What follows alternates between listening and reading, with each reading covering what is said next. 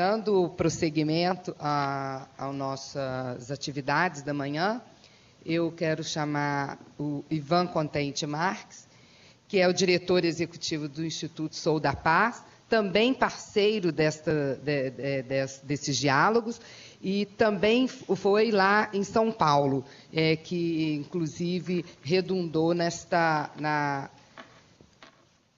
acho que os senhores receberam na Carta de Conclusão de São Paulo, que é um excelente trabalho. Bem-vindo. Bom dia a todas e a todos. Obrigado, doutora Viviane, pela introdução.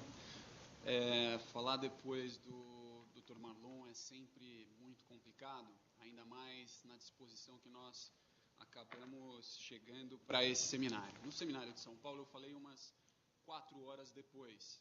Então, depois de toda essa explanação da causa das coisas, né, esse diagnóstico preciso do problema, as pessoas ainda estavam um pouco mais com fôlego para ouvir as inovações ou as potenciais soluções para os problemas.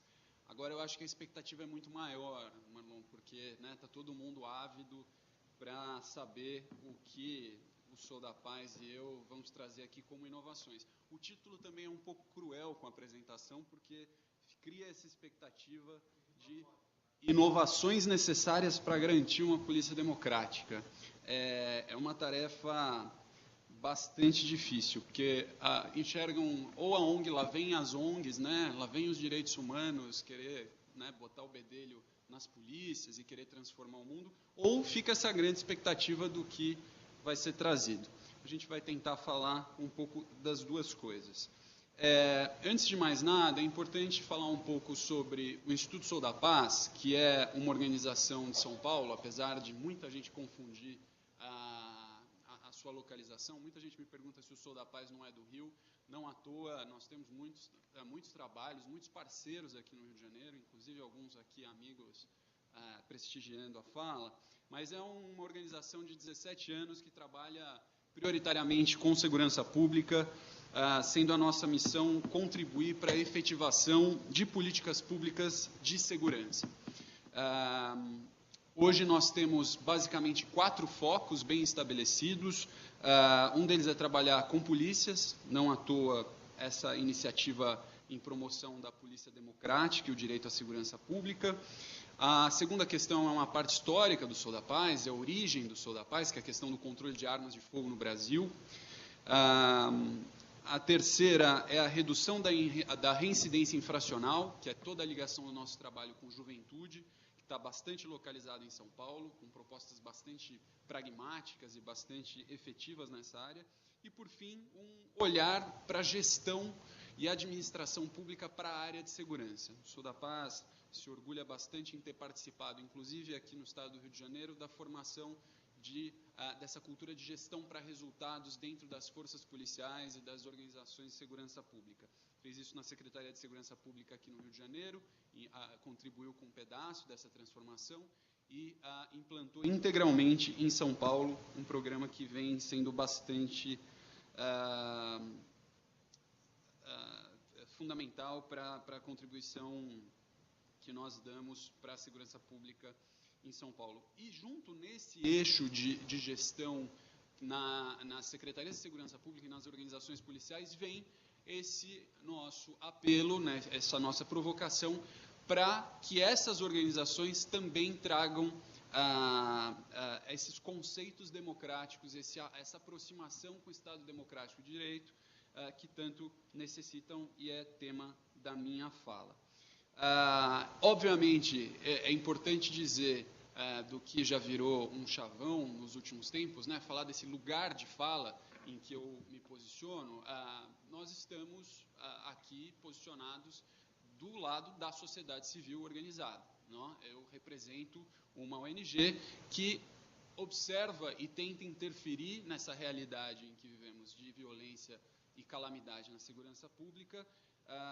Portanto, não é exatamente uma intervenção nas forças de segurança, mas uma participação que nós cobramos e entendemos ser legítima para nos posicionar dessa maneira.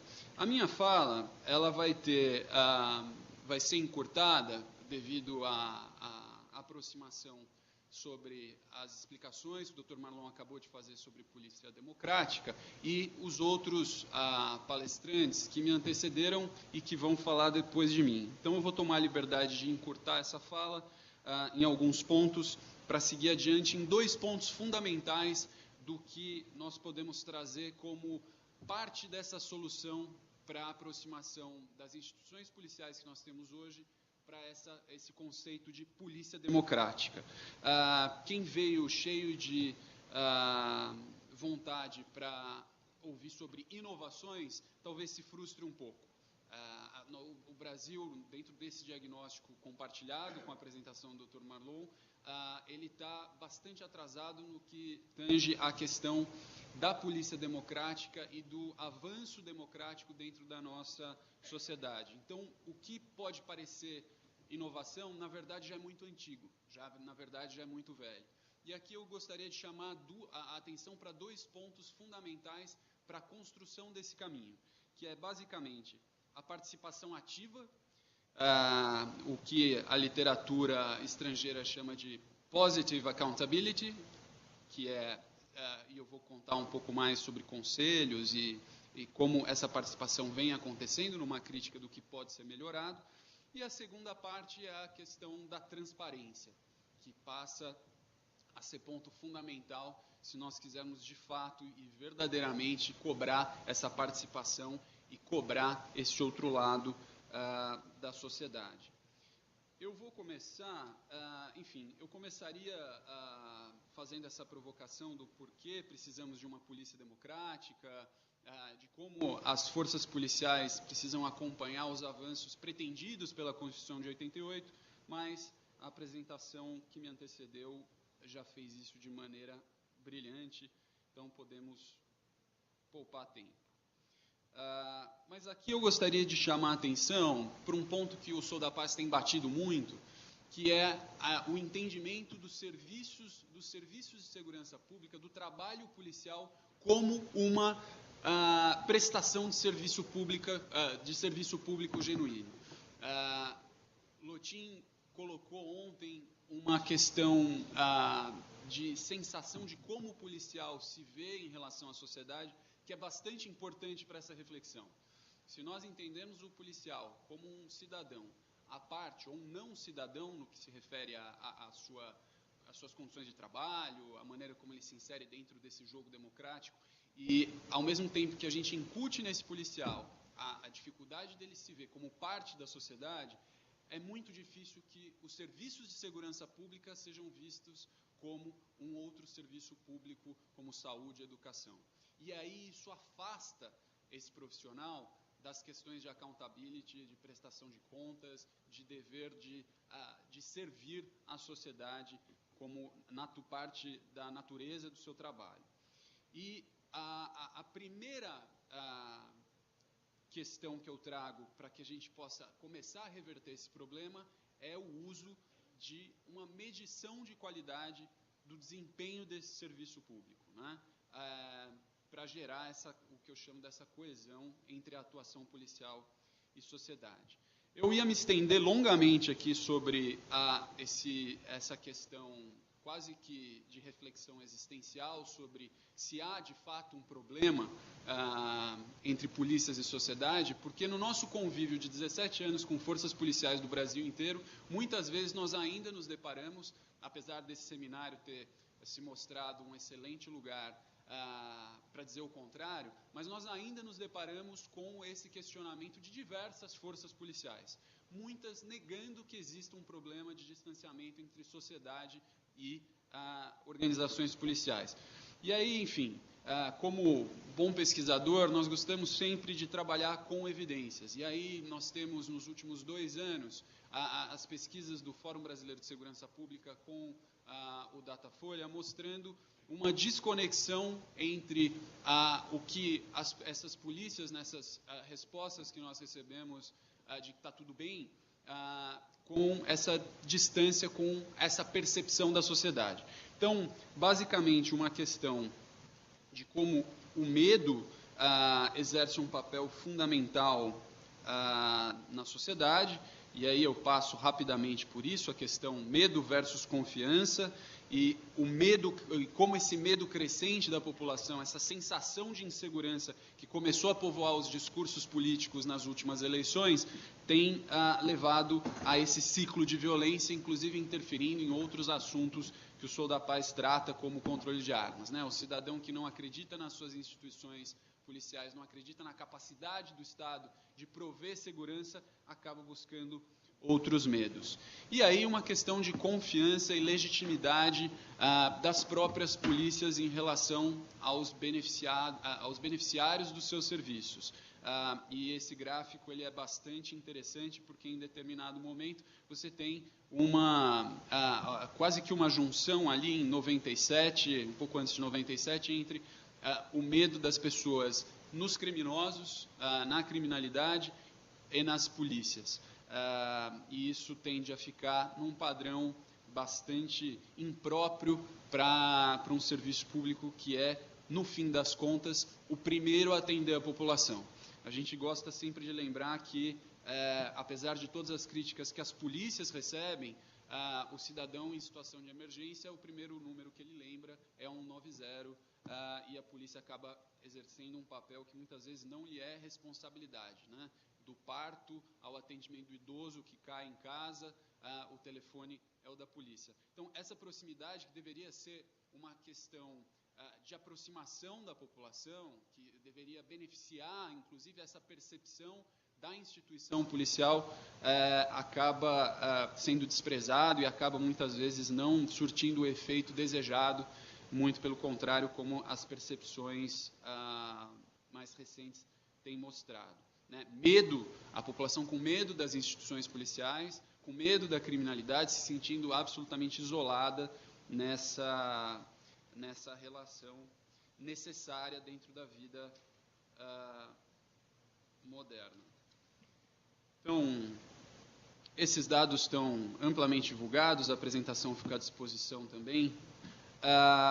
Então, como começar a virar esse jogo, como começar a mudar essas instituições de maneira bastante simples e, como eu disse, nada inovador, né? Não tem nenhuma novidade, é bastante sabido esse caminho das pedras, a grande dificuldade é na sua execução.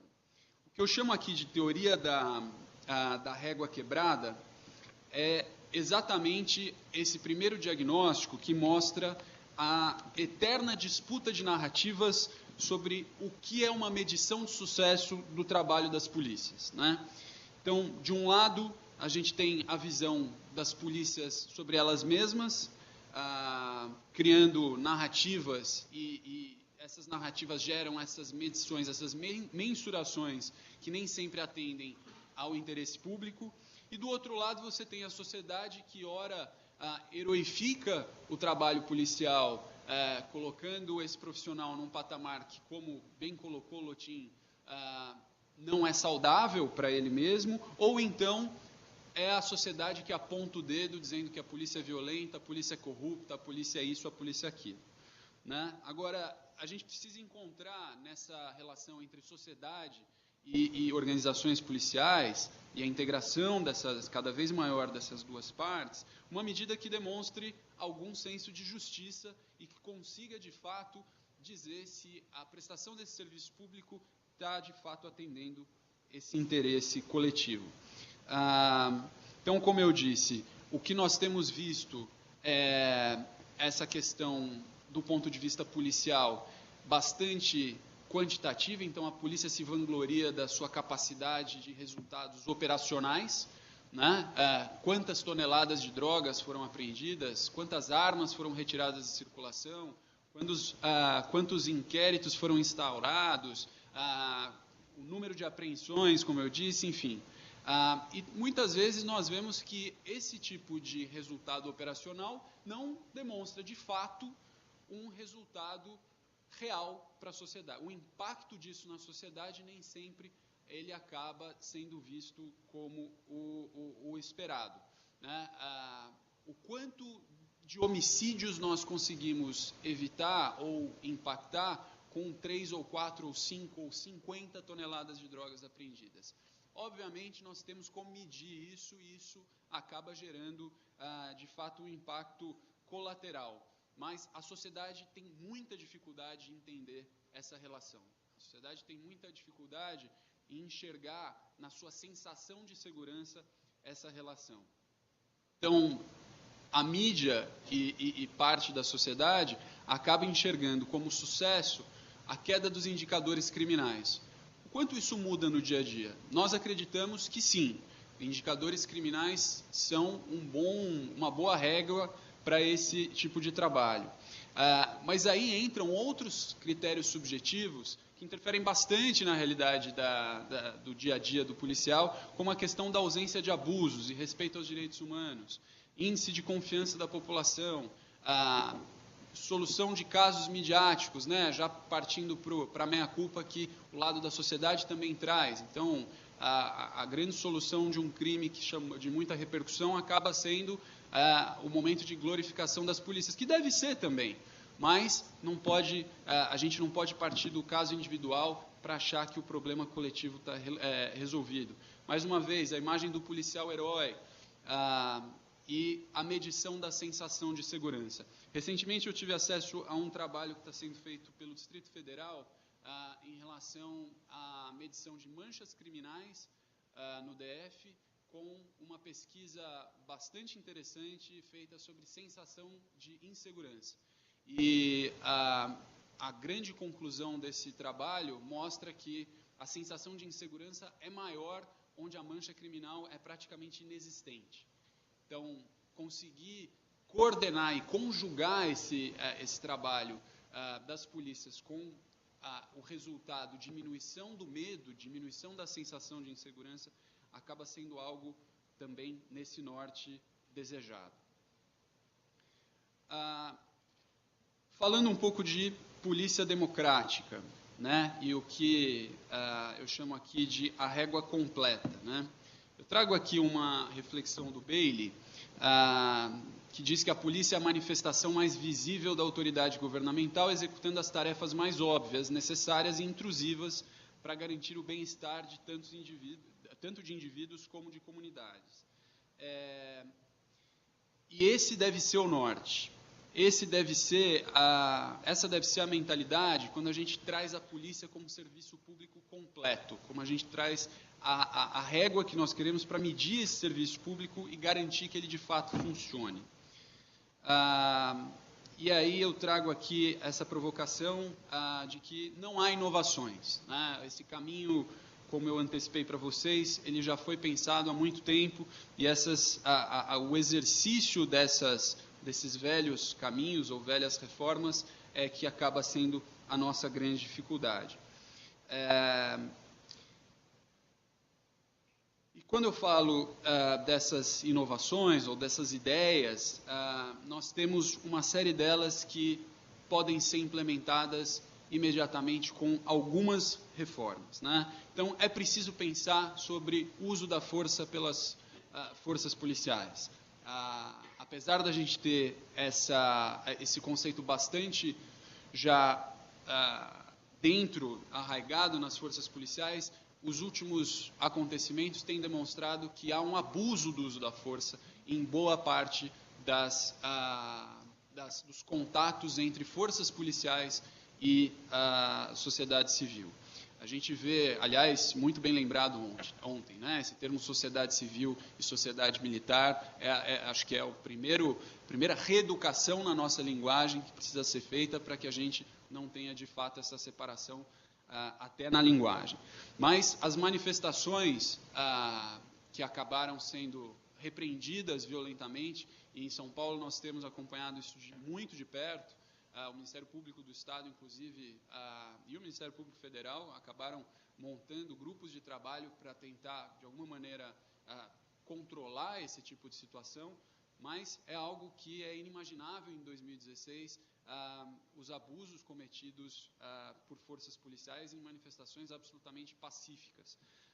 Então, é preciso repensar essa situação. O Sou da Paz gosta sempre de lembrar que a polícia só é polícia porque tem o direito de usar a força e, em caso extremo, até a força letal. Mas isso precisa ser progressivo, isso precisa ser de acordo com as necessidades.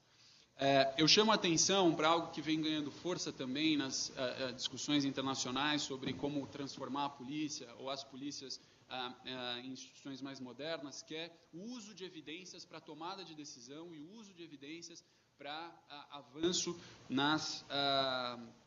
nos projetos e políticas públicas de segurança.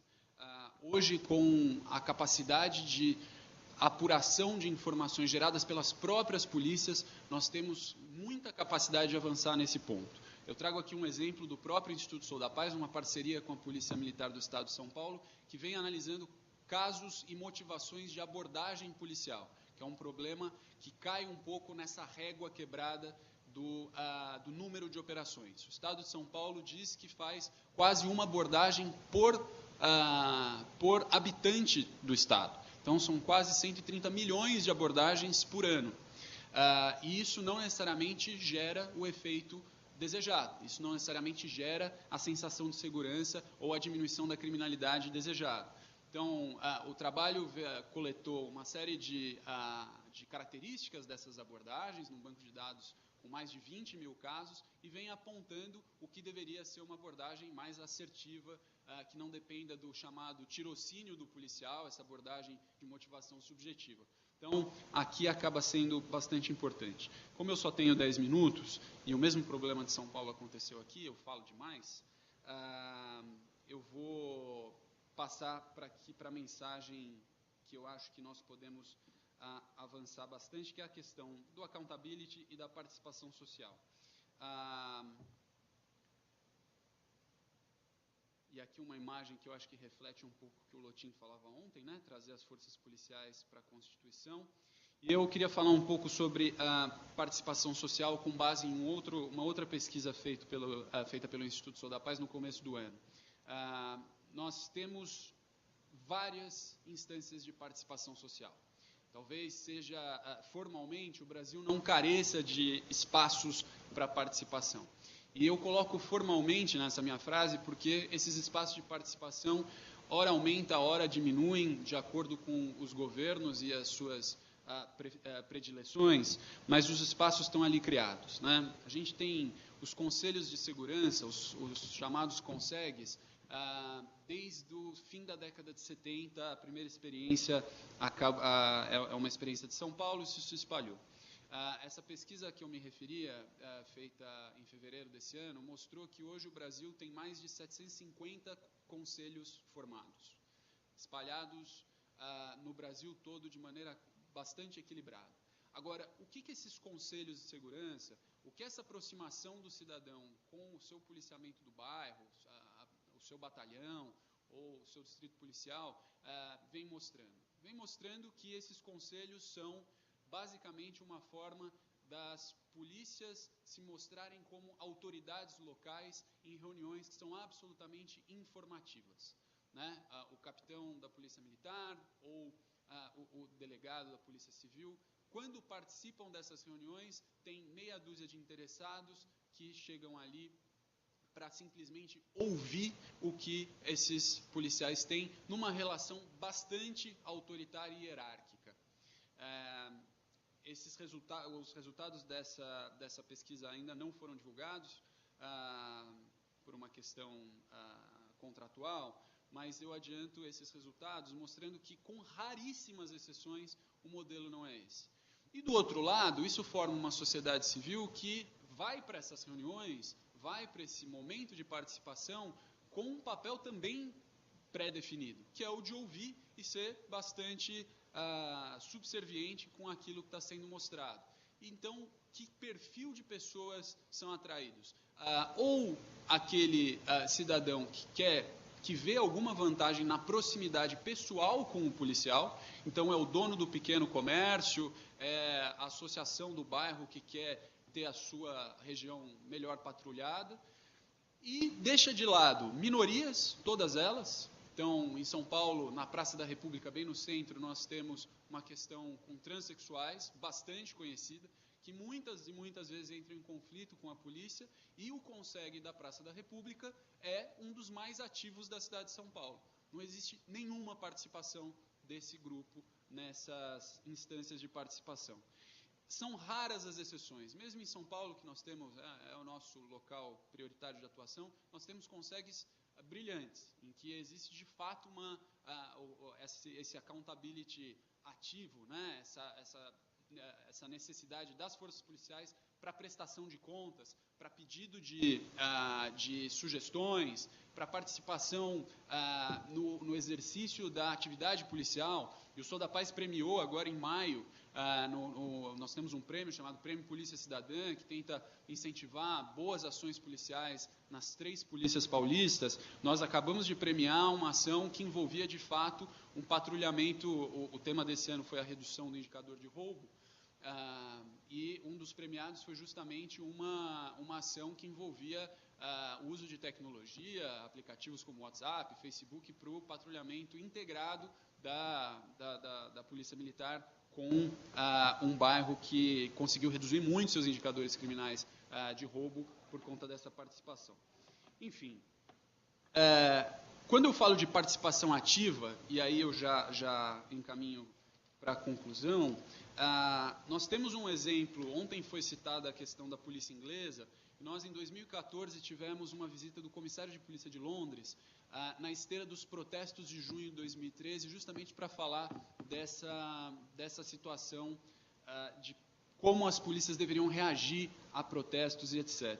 E foi muito interessante porque, à época, nós fizemos um verdadeiro roadshow com esse policial, um policial inglês e um policial espanhol, e acabamos visitando o grupamento aéreo da Polícia Militar do Estado de São Paulo, e, coincidentemente, o chefe do grupamento aéreo virou o comandante-geral da Polícia Militar hoje de São Paulo. E, à época, o comissário de polícia inglês falou: olha, em Londres nós tínhamos muitos protestos, né, na era Thatcher e em seguida também, e a questão de como o policial se relacionava com as manifestações era muito ruim, a polícia era muito mal avaliada, e aí nós resolvemos fazer uma assembleia. Reunimos num auditório como esse, muitas pessoas em todos os boroughs lá, os distritos, as subprefeituras, enfim, os distritos de Londres, e ouvimos a população. E a população foi unânime em relação ao uso de armas menos letais para a contenção de grandes massas. Nos proibiram de usar, e as palavras dele foram essas: nos proibiram de usar elastômero, a bala de borracha e gás lacrimogêneo. Então, as polícias deveriam usar outros meios para conter as dispersões. E aí os policiais de São Paulo arregalaram os olhos e falaram assim: mas vocês não têm vontade de usar a bala de borracha? Não é um meio efetivo para a contenção de massas? E o policial inglês respondeu: de fato, é muito efetivo. Eu adoraria usar esse tipo de equipamento, nós usamos por anos e anos, mas nós fizemos essas assembleias e eles disseram que não, colocaram um limite à nossa atuação e nós deixamos de usar esse tipo de equipamento. Então, isso diz um pouco do que a gente almeja alcançar. Acho que isso diz um pouco do que uma polícia democrática deveria buscar como norte. Esse grupo de trabalho que eu comentei, capitaneado pelo Ministério Público do Estado de São Paulo, ele vem nessa tentativa de promover o diálogo e colocar limites para os dois lados. Como eu disse no começo da minha fala, o meu lugar de fala é da sociedade civil. É evidente que nós queremos trabalhar com restrições para aquilo que nós enxergamos como abusos. Mas é preciso fazer essa reflexão de que o policial hoje no Brasil talvez tenha a profissão mais difícil do mundo, e a contenção de massas, no caso dos protestos, é uma também dos exercícios mais difíceis. Entender esses dois lados me parece ser a maneira mais adequada e possível para que a gente chegue num lugar melhor do que nós estamos hoje. Eu vou finalizar retomando um pouco e emprestando um pouco das conclusões da fala do Dr. Marlon, que é justamente tentar trazer para essa reflexão de que as causas do problema nós já conhecemos. As causas do que gerou essa polícia distanciada da sociedade, longe do conceito de polícia democrática que nós queremos, nós já conhecemos. A reflexão que eu gostaria de deixar para que seja o motor motivador dessa mudança é justamente a pergunta de a quem serve esse modelo? Para quem nós estamos perpetuando esse modelo? É difícil imaginar que, com o nível de insatisfação com o trabalho policial, e o profissional de polícia sabe disso e não gosta dessa insatisfação, isso não pode ser levado como algo normalizado, algo natural, que nós tenhamos como modelo para um futuro. Então, esse modelo não serve a absolutamente ninguém. Esse modelo precisa ser retomado e as diversas frentes de trabalho já abertas, já conhecidas, que não são nada de inovação, estão postas para mostrar qual é esse caminho. É preciso mudar. Muito obrigado.